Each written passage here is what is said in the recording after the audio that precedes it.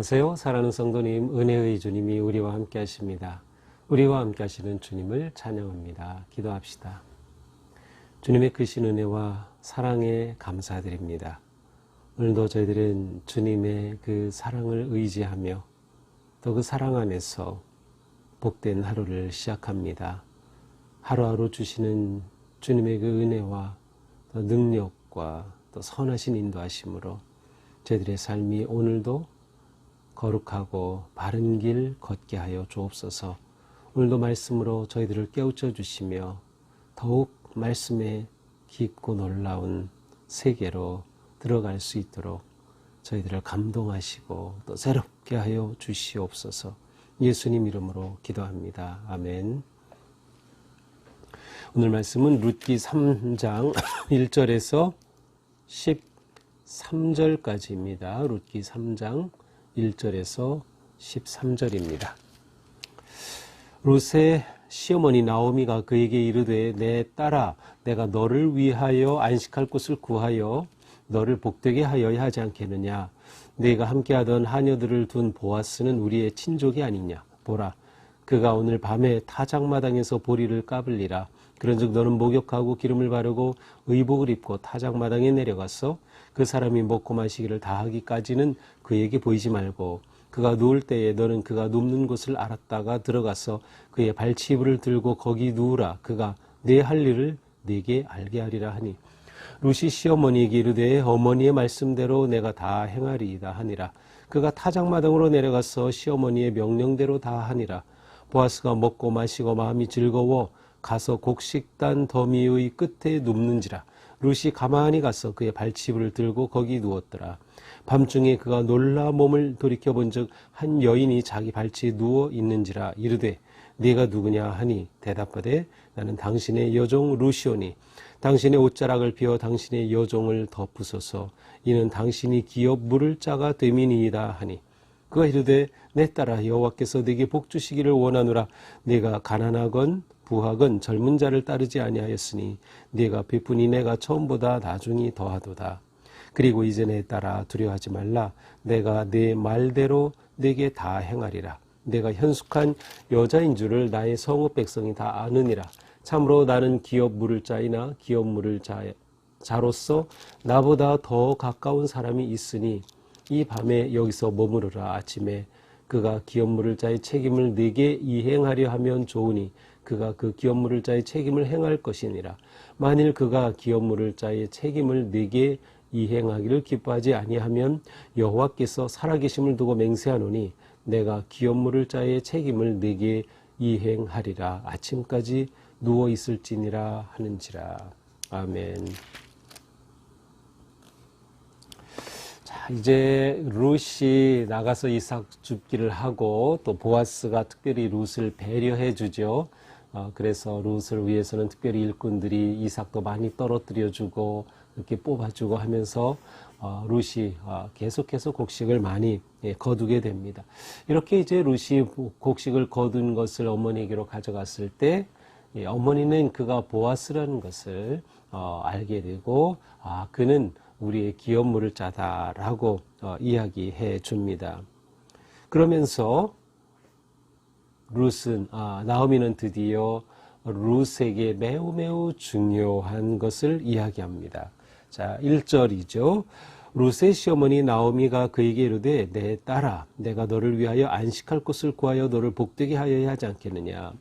자, 나오미가 룻에게 말합니다. 내 딸아, 딸이라고 부르죠. 이미 나오미와 룻의 관계는 정말 어머니와 딸 이상의 더 깊고 놀라운 관계임을 우리가 보고 있습니다. 자, 그런데 나오미가 이 룻에게 말합니다. 내가 너를 위하여 안식할 곳을 구하여 너를 복되게 하여야 하지 않겠느냐. 나오미는 자나깨나 이 며느리 룻을 딸처럼 여기면서 어떻게 하면 룻이 복을 받는 여인이 되게 할 수 있을까? 어떻게 복되게 할 수 있을까 하는 그런 마음뿐이었어요. 그러면서 그를 위해 안식할 곳을 구해줘야겠다. 안식할 곳이라고 되어 있는데 세 번역에 보니까 내가 너에게 안락한 가정을 구해 주어야 하지 않겠느냐. 이런 표현으로 되어 있어. 안락한 가정. 다시 말하면 룻의 재혼을 이 나오미는 지금 계획하고 있는 것이죠. 그러면서 실제로 놀라운 계획을 얘기해 줍니다. 이제 룻은 계속 이삭 죽기를 하면서 다른 하녀들과 함께 주었죠. 그래서 보아스의 밭에서 이렇게 주었는데 그 하녀들을 둔 보아스는 우리의 친족이 아니냐. 이미 어제 본문에서 기업물을 짜라고 하는 것을 우리가 보았죠. 그는 우리의 친족이다. 다시 한번 상기시키는 겁니다. 보라, 그가 오늘 밤 타작마당에서 보리를 까불리라. 자, 그 당시 이제 이 타작마당은 우리하고 뭐 거의 비슷했다고 해요. 그래서 우리는 도리깨질하고 이 마당에서 그렇게 하고 또 이렇게 날리고 하면서 이제 추수를 하죠. 거기에서도 그렇게 하고 여기서는 특별히 이제 이렇게 집단을 쌓아놓고 그 위에 이렇게 동물이 소가 걷든지 이렇게 나귀가 걷든지 하면서 이렇게 추수를 하는 거죠. 근데 아마도 이제 추수의 마지막 때는 추수를 다 거두니까 얼마나 아주 풍요롭고 즐거운 때입니까? 큰 잔치가 벌어지는 날이죠. 근데 바로 그게 오늘 밤이에요. 그래서 오늘 밤 타작마당에서 보리를 까불리라. 추수의 아주 중요한 그러한 날이 오늘 열릴 것이다. 그러므로 이 저녁에 이제 이렇게 추수하고 실컷 잔치하고 먹고 마시고 그러면서 이제 자게 되죠. 그런데 이 당시 추수하면은 그 추수한 것을 또 빼앗아가는 뭐 도둑놈들도 있고 강도들도 있으니까 추수한 후에 그것을 온전히 저장하기 전에 바로 그 마당에서 그대로 자곤 하였던 것 같아요. 그래서 타작마당에서 이제 그 일꾼들이 잠을 잘 텐데 너는 목욕하고 몸에 기름을 바르고 의복을 입고, 여기서 의복은 긴 드레스와 같은 그러한 옷이에요. 그것을 입고 준비를 하는 거죠. 어떻게 합니까? 타작마당에 내려가서 그 사람은 여기서 보아스를 말하죠. 보아스가 먹고 마시기를 다 할 때까지 그에게 보이면 안 된다. 그냥 멀리서 이렇게 살펴보는 거죠. 이제 잔치가 벌어지고 다 먹고 마시고 하는데 보아스가 어떻게 하는지 잘 보다가 그가 누울 때 너는 그가 어디에서 잠자는지 그 눕는 곳을 확인하였다가 들어가서 그의 발치부를 들고 거기 누우라. 이제 보아스가 눕는 곳이 어디인지 살펴본 후에 어둑어둑 어두워진 다음 또 모두가 잠이 들게 되었을 때 살짝 보아스가 잠들어 있는 그곳에 가서 이불을 들고 거기 누우라는 겁니다. 그렇게 하면 그가 내 할 일을 내게 알게 하리라. 그가 내 할 일을 내게 알게 하리라. 룻에게 사실은 아무 말도 안 해준 것 같지만 이제 룻에게 뭐라고 가서 이제 어떻게 하라는 것을 얘기해 준 것 같아요. 왜냐하면 뒤에 이제 그러한 내용이 나오기 때문이죠. 자, 이것은 무슨 말일까요?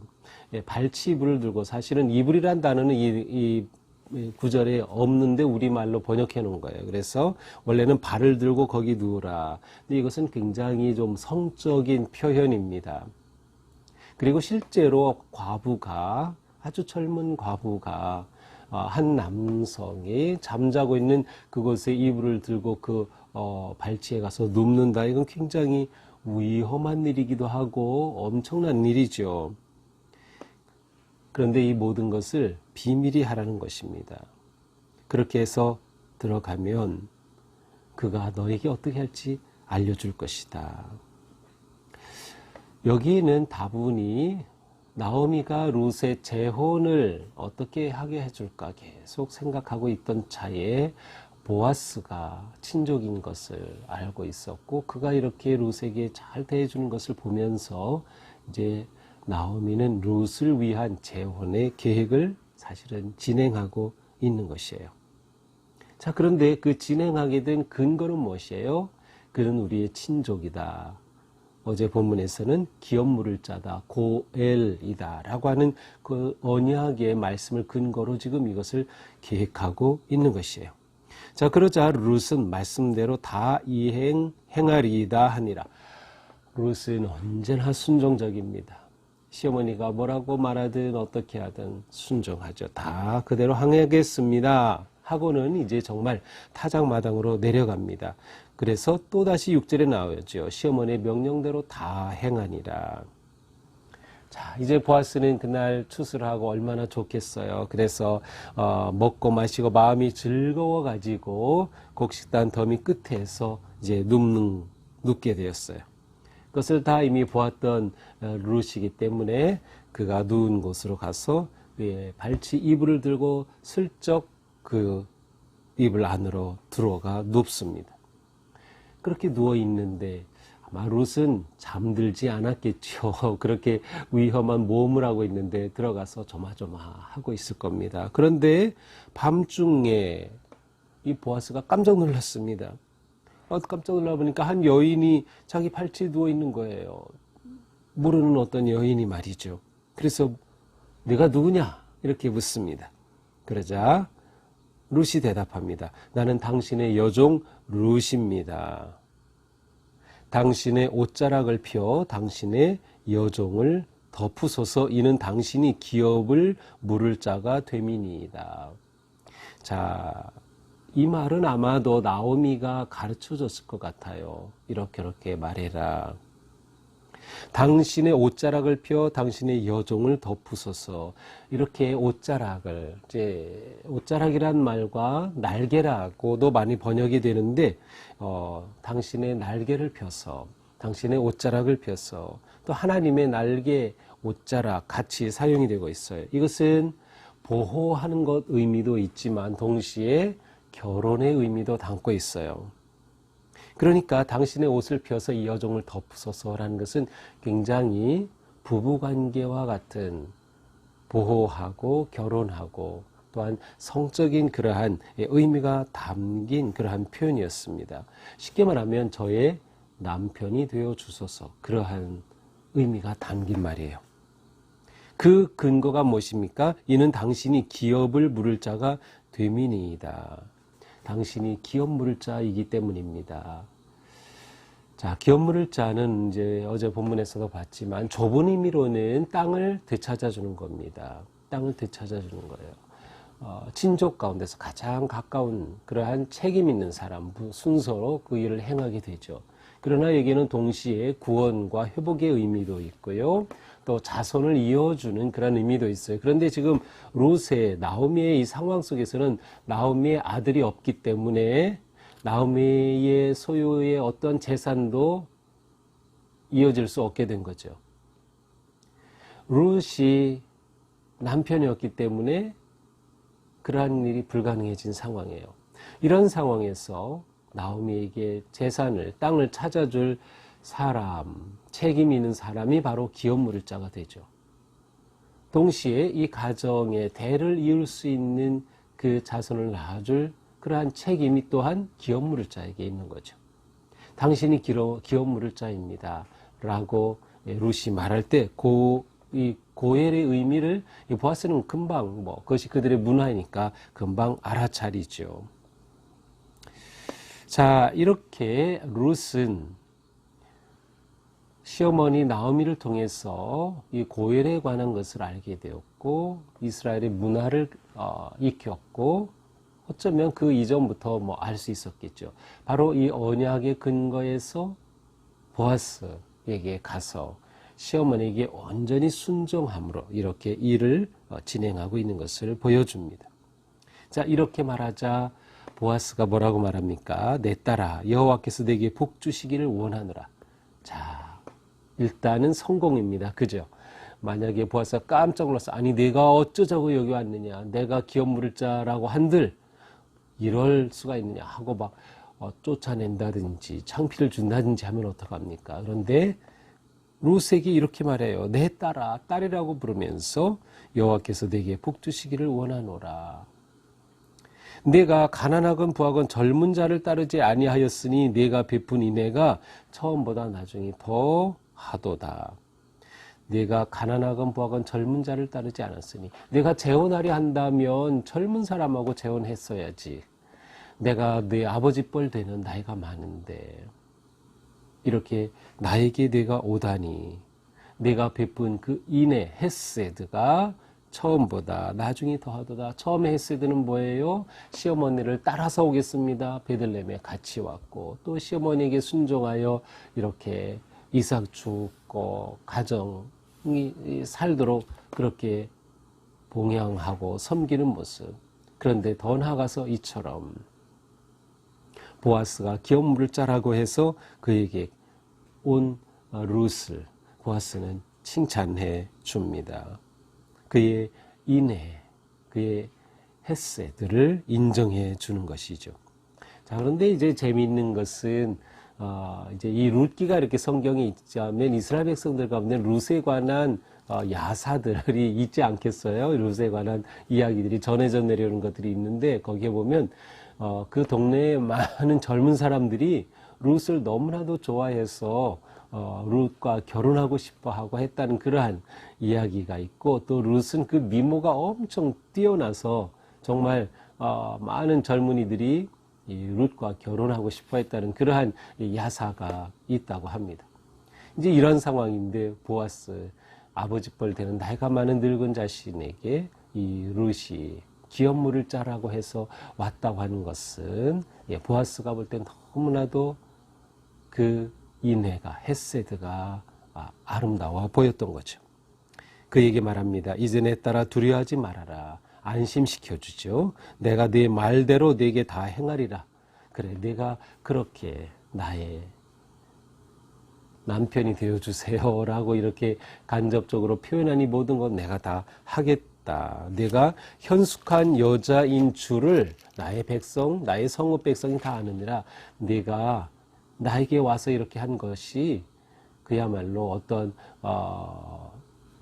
이상한 이야기거리나 음란한 여인이거나 아니면 어떤 사회적 기준에서 정말 못된 그러한 행동이 아니라 내가 현숙한 여자라는 걸 다 알고 있기 때문에 너의 행동에 대해서도 모두가 다 인정한 것이다 라고 하는 그러한 말과 같아요. 그렇게 안심시켜 줍니다. 자, 그런데 이 룻에 대해서 내가 현숙한 여자다 이렇게 표현하죠. 현숙하다, 하일이란 단어인데 이 하일은 앞에서 보아스를 설명할 때 유능한 자, 유력한 자라는 말이 나왔죠. 똑같은 단어 하일입니다. 여성에게는 현숙하다라고 번역을 했어요. 잠언 31장에 나오는 현숙한 여인, 그 현숙한 여인이 바로 이 하일입니다. 거기에 보면 현숙한 여인이라고 되어 있는데 그 여인이 일을 잘하고 가정 경제를 살리고 하는 그런 내용이 나오잖아요. 바로 동일한 의미예요. 사실은 어떻게 보면 우리말로 번역할 때 좀 어떤 그 문화적인 그런 차별이 있을 수도 있어요. 여성이라고 해서 현숙한으로 번역하고 남자에게는 유능한으로 번역한.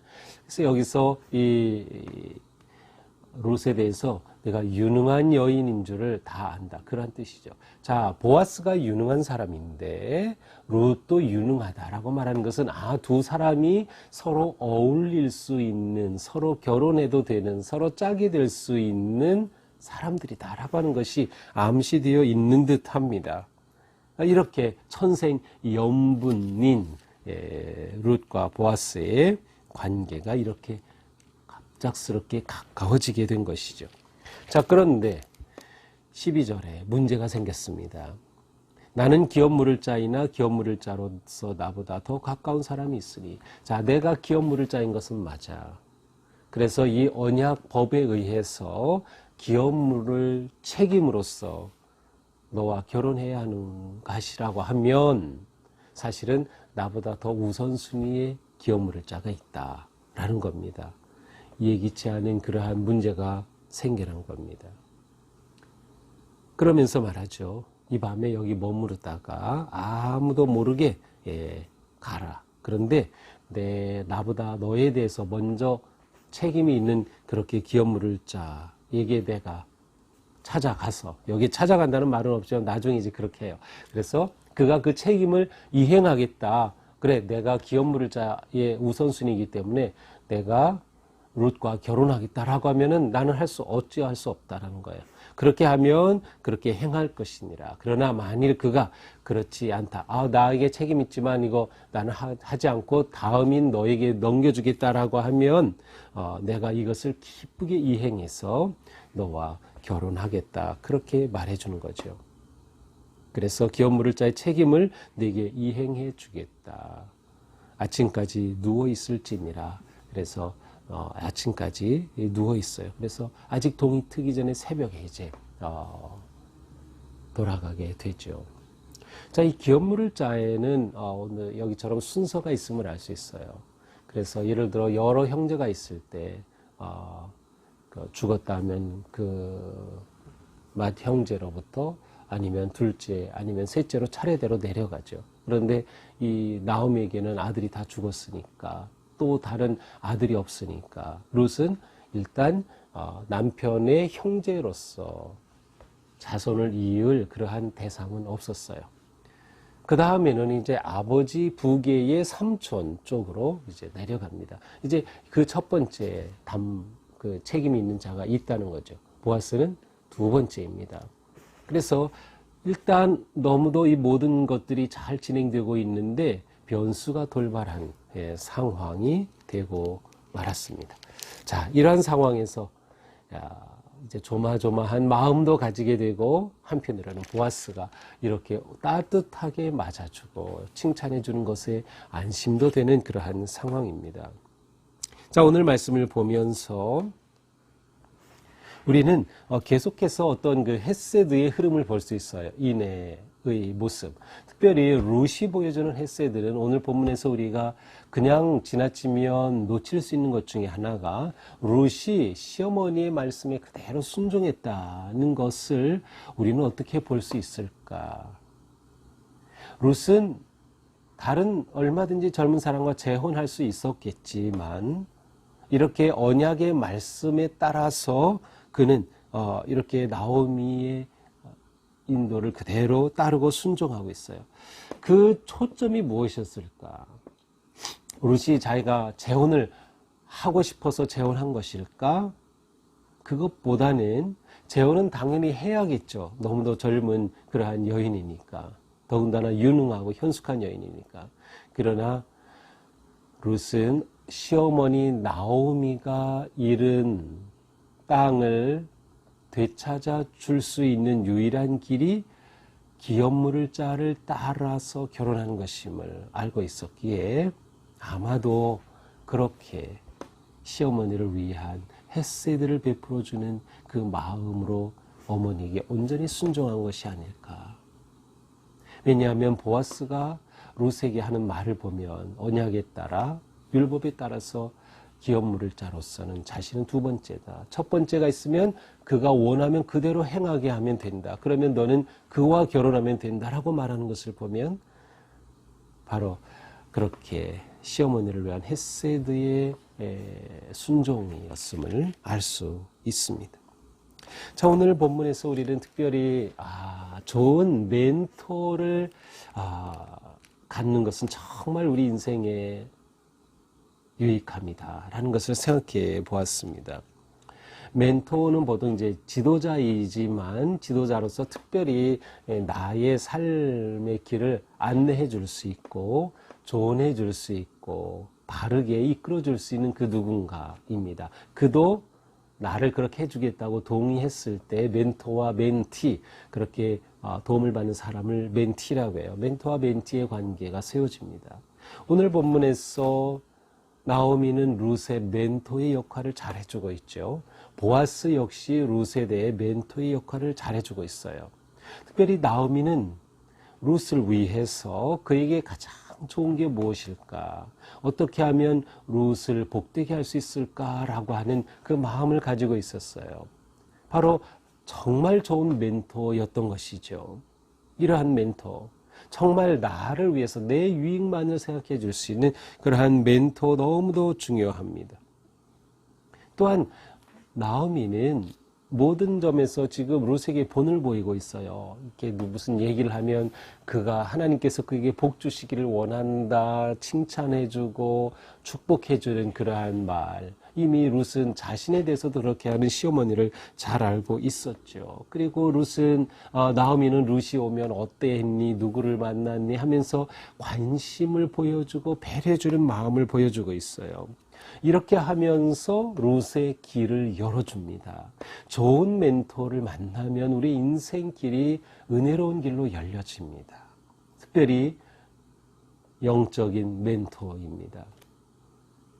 사실 우리 모두에게 동일한 영적인 멘토는 성령님이셔요. 그리고 말씀을 통해 우리를 인도해 주시는데, 때로 우리가 정말 신뢰할 수 있고 존경할 수 있는 영적인 멘토인 성도님, 집사님이나 권사님, 장로님 같은 분들이 우리에게 있으면 정말 우리 믿음 생활은 큰 유익함을 얻을 수 있다는 거예요. 그래서 그러한 멘토를 한번 우리가 내 삶에 이렇게 찾아서 그러한 분이 있다라고 하면 얼마나 좋을까. 또한 더 나아가서 우리 교회가 이러한 멘토들이 많은 교회, 그리고 우리가 다음 세대를 위해 진정한 멘토가 되어주는 교회가 되는 것이 이 시대에 매우 매우 중요하다라는 것을 생각해 보게 됩니다. 다음 세대를 위한 주님의 날개가 되어주는 그러한 교회가 되는 것이죠. 또한 우리는 순종의 성품에 관해서 다시금 보게 됩니다. 룻은 어머니가 말한 그대로 다 행하니라. 다 하겠습니다. 그랬고 정말로 다 그대로 행합니다. 순종은 믿음의 사람에게 아주 중요한, 어쩌면 가장 중요한 성품이라고 생각하게 됩니다. 최고의 미덕이 순종이에요. 하나님께는 순종을 통해서 그 은혜를 우리가 누리게 되고 하나님이 열어주시는 길을 향해 나아갈 수 있어요. 순종을 위해서는 자기 뜻을 포기할 수도 있어야 하고, 자기 희생도 필요하고, 전적인 신뢰와 믿음이 필요하기 때문이죠. 우리가 순종의 성품을 잘 키워감으로 우리는 우리의 인생과 가정과 교회와 모든 사역을 놀랍게 꽃피워 갈 수 있을 것입니다. 나오미와 룻 그리고 보아스가 공통적으로 잡고 있었던 것은 바로 언약의 말씀이었습니다. 고엘에 관한, 기업물을 자에 관한 약속의 말씀들이 있었기에 그 말씀을 붙잡았고, 그랬기에 룻은 용기 있게 행동을 했습니다. 그가 어떠한 상처를 받을지, 어떠한 모함을 받을지, 그가 지금까지 현숙한 여인이라고 쌓아온 그 모든 것이 일시에 다 무너질 수도 있는 그러한 모험까지도 행할 수 있는 용기가 어디서 왔을까? 바로 전적으로 말씀을 신뢰하고 언약의 말씀을 잡았던 때문이죠.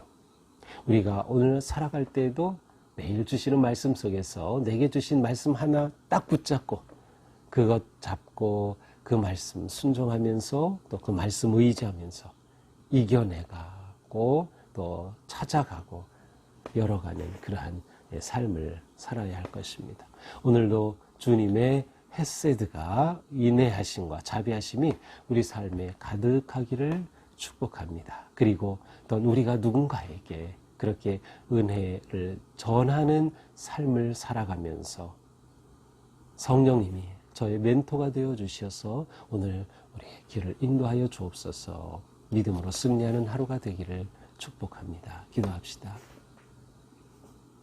사랑과 은혜의 주님, 오늘 말씀을 통해서 또한 우리는 하나님의 날개 아래, 그 은혜의 날개 아래 거하는 행복하고 안전하고 복된 삶을 바라봅니다.